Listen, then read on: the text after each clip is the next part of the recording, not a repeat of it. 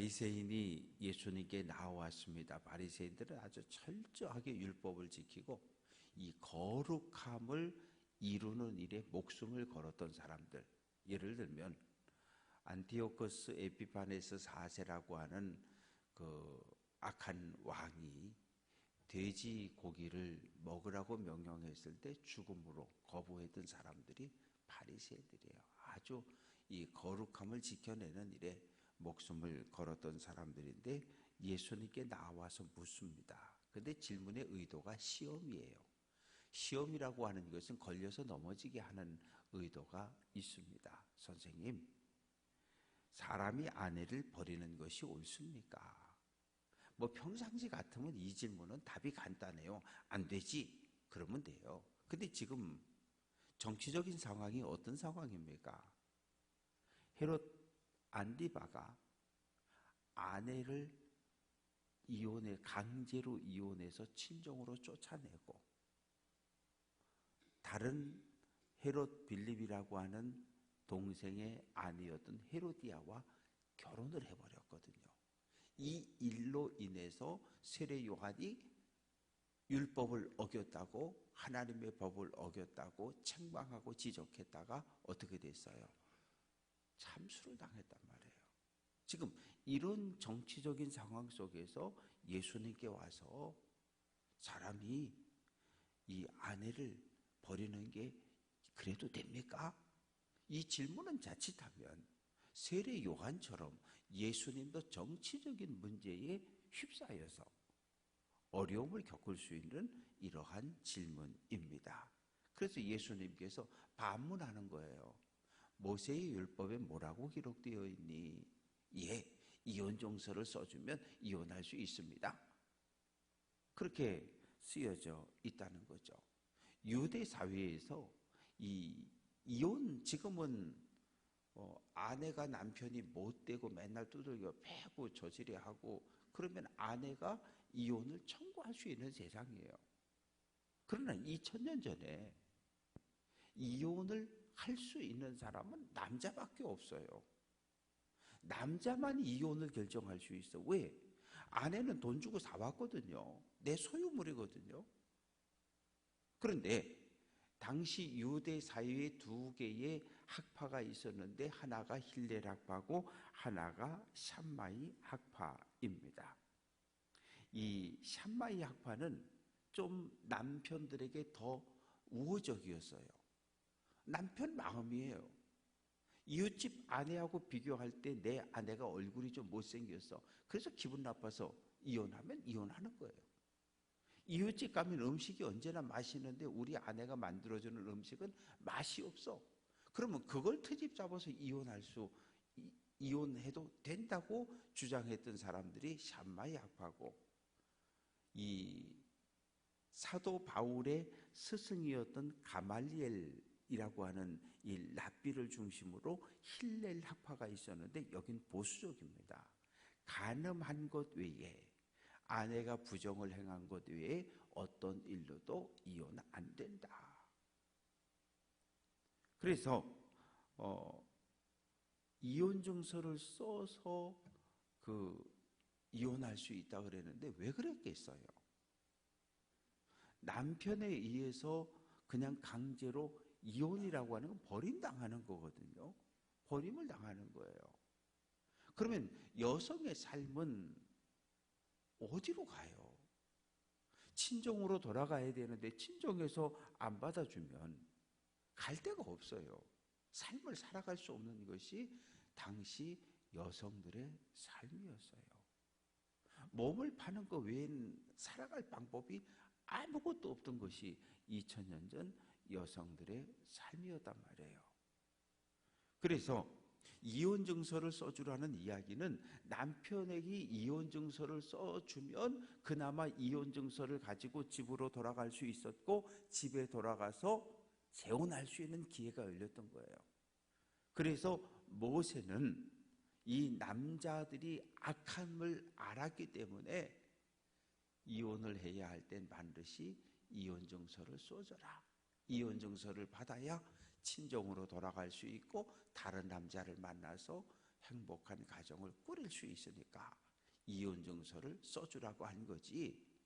원래 하나님이 정한 법칙은 한 남자와 한 여자가 각기 부모를 떠나서 둘이 한 몸을 이루는 가정을 꾸리는 것이 하나님의 원칙법이라는 거예요. 창세기에 보면 일부일처 한 남자와 한 여자가 만나서 행복한 가정을 꾸려가는 건데 9절 말씀 보면 하나님이 짝지어 준 것을 사람이 나눌 수 없다. 결혼을 할 때 하나님의 이름으로 축복을 하고 선언을 하잖아요. 성원 선포, 목사의 성원 선포에는 뭐가 있어요? 끝에 하나님이 짝지어 준 것을 사람이 나눌 수 없다고 선언하는 거예요.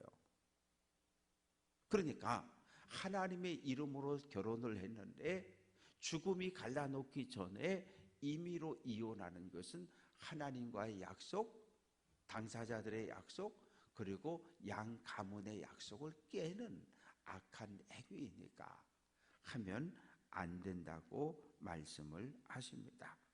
그러면서 11절 12절 말씀에 보면 아내도 남편도 상대방에 의한 결혼의 약속을 깨는 것, 결혼의 약속은 딱 하나예요. 죽을 때까지 헤어지지 않는 거예요. 그게 결혼의 약속이거든요. 그래서 그 약속을 깨트리는 사람은 간음이다. 그래서 죄라고 이야기를 하시고, 이제 13절부터 16절까지 말씀 속에 사람들이 아이들을 데려오는 거예요. 당시 회당에 가면 랍비가 어린아이의 머리에 손을 얹고 축복기도를 해줬단 말이에요. 축복기도를. 그래서 아버지들은 아이를 안고 예수님께 나오면 예수님을 랍비로 알았기 때문에 예수님이 아이들 머리에 손을 얹고 축복해 주기를 원했는데, 제자들이 볼 때는 이거 애들은 영 예수님 사역에 이 도움이 안 된다고 생각한 거죠. 그래서 오지 말라고 밀어낸 거예요. 막 소리를 지른 거예요. 그걸 보고 예수님이 제자들에게 화를 내셨어요. 14절 노하시어 이르되 어린아이들이 내게 오는 것을 용납하고 금하지 말아라. 하나님의 나라는 이런 아이들이 들어간다. 아이의 존재라고 하는 것은 그 당시 그 목자, 세리, 그보다도 여성, 종, 그보다도 아래가 어린아이들의 자리였어요. 그러니까 사회에서 어린아이의 신분, 지위, 인격 이런 건 1도 없어요. 그러니까 지금 우리는 집에서 누가 대장이에요? 애들이 대장이잖아요. 아이들이 지금은 대장이에요. 아이들 무시하면 큰일 납니다. 큰일 나요. 그러나 2000년 전에는 아이의 존재라고 하는 것은 1도 없던 사회였는데 예수님께서 제자들을 막 야단치시면서 아이들 내게 오게 해라. 왜요? 아이들은 겸손하거든요. 겸손할 수밖에 없어요. 왜? 스스로 할 수 있는 것이 아무것도 없으니까. 부모가 돌봐주지 않으면 아이들은 죽을 수밖에 없어요. 굶주릴 수밖에 없고 죽을 수밖에 없고. 그게 아이들의 모습이거든요. 나는 아무것도 할 수 없다. 그게 어린아이들의 삶의 자리였어요. 그래서 또 어린아이는 하나하나 넣어주면 넣어주는 대로 쏙쏙 받아들여요. 왜? 처음 듣는 이야기들이니까. 그래서 아이들처럼 자기 자신을 낮추고 겸손하고 순수한 사람들, 그리고 부모의 말에 절대 신뢰하고 따르는 아이들이 하나님의 나라에 들어갈 수 있다. 그러시면서 아이들을 안아주시고 그 머리에 손을 얹고 축복 기도를 해주셨어요.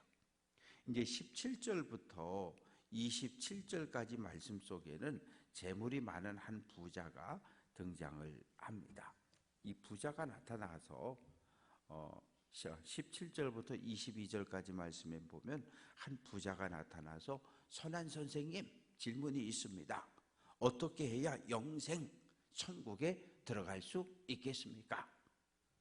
그랬더니 예수님께서 19절에 내가 계명을 알지 않니?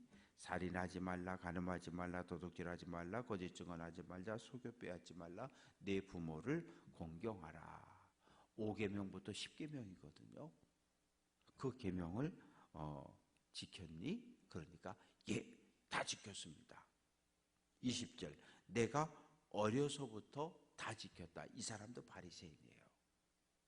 모든 율법을 철저하게 지켰던 사람.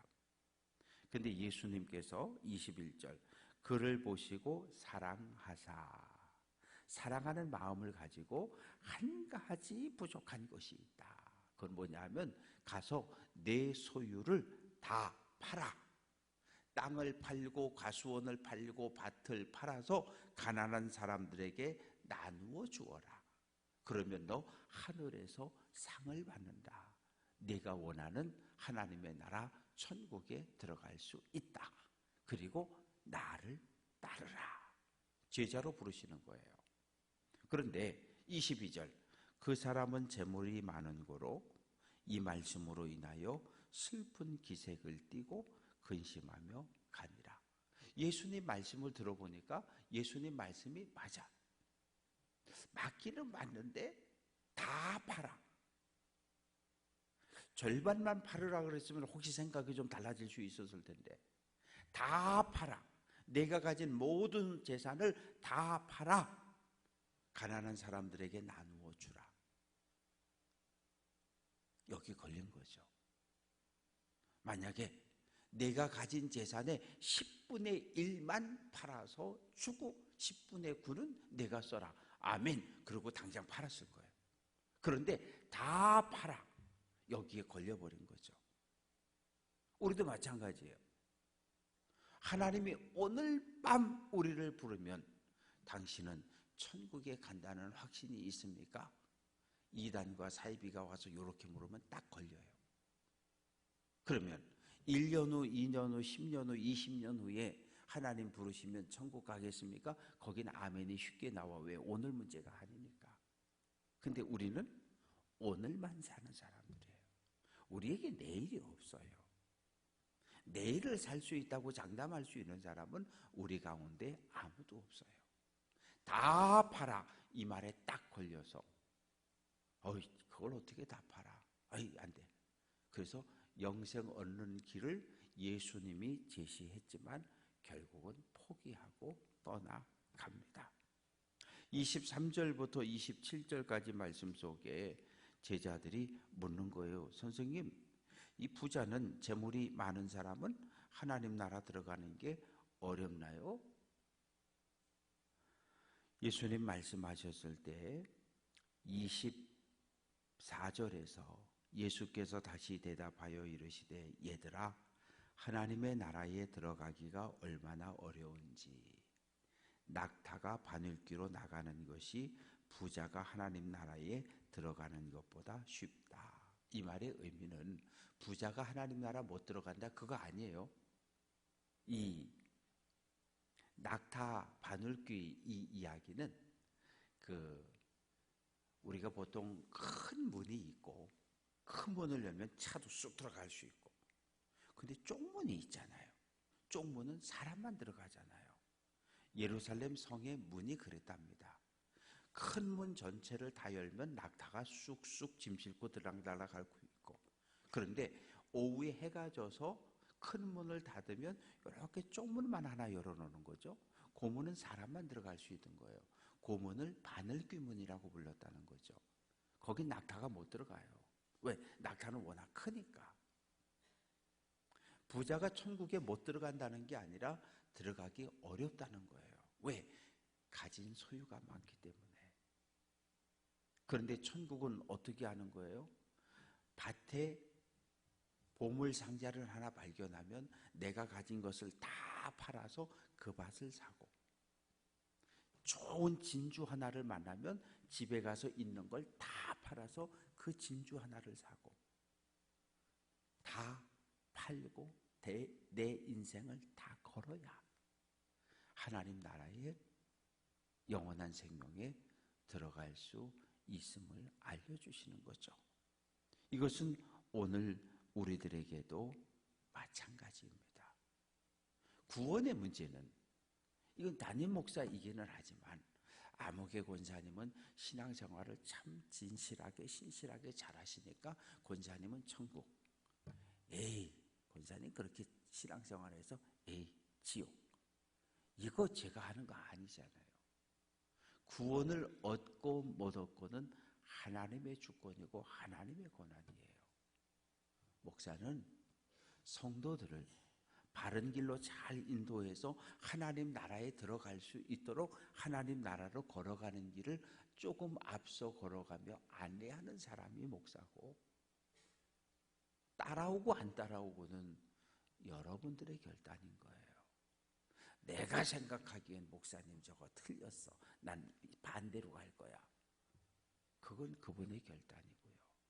구원을 받고 안 받고는 하나님의 주권이지 그건 저희의 권한은 전혀 아니에요. 그래서 이 세상에 구원받지 못할 사람이 있다? 그건 제 생각 속에는 있어요. 여러분 생각 속에도 있을 수 있어요. 무당은 절대 구원 못 받지. 아니요, 무당도 구원 받을 수 있어요. 왜? 하나님이 하시면 하시는 거예요. 그래서 우리가 주변 모든 사람들을 대할 때 오늘 예수 믿지 않아 지옥에 떨어질 사람이지만 하나님의 은혜가 오늘 그에게 임하면 그가 예수를 영접하고 그가 하나님 나라에 들어갈 수 있다는 걸 우리는 인정을 해야 해요. 그래서 오늘 만나지는 모든 사람들, 하나님의 형상을 가진 모든 사람들을 형제로 자매로 믿음의 사람으로 대해 주어야 합니다. 5월 가정의 달입니다. 자녀들, 가족들 생각하고 그래도 이 새벽을 깨워 주님 앞에 나왔으니 여러분들은 가장입니다. 가정의 제사장이란 말이죠. 가족들, 자녀들, 연로하신 부모님, 형제들 구원받기를 위해서 믿음의 길을 걷다가 주저앉은 사람이 있다면 그 영혼이 다시 한번 힘을 내서 믿음의 길을 바르게 걸어갈 수 있도록 기도해 주시기를 주님의 이름으로 부탁드립니다.